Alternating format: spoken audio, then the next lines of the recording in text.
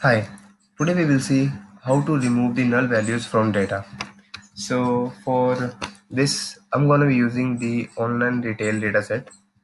So there are several ways to remove the null values from data. So I'm going to show you some of the ways. So first is for removing the null value, I'll take the description and I'll drop it onto the row. And after that, I'll click on the all of the members. So after clicking this, now we can see our all the descriptions now showing. So but if we see on the top of our description, we are having the null values or the null description. So in case if you want to remove this null value, so we just have to simply put our cursor onto the null and then right click, and we can see the exclude option. After clicking here, just click on exclude, so we can see now our null values has been removed from our data. So this was the first way of removing the null values.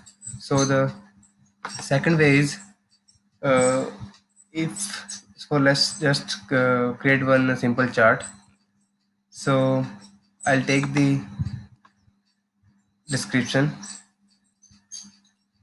So let's first create the simple bar chart. So I'll take the country and I'll drop it onto the row, and then I'll take the quantity and I'll drop it onto the,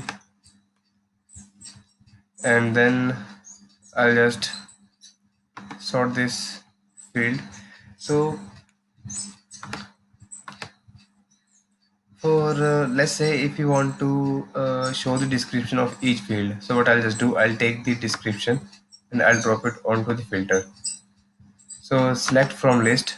So we can see here are different types of description, and some of the description, so we can choose the description that we want to use onto our data. So we can see the one value which is null. So if you want to remove this null value, so you just have to uncheck this value and select uh, apply, and then OK.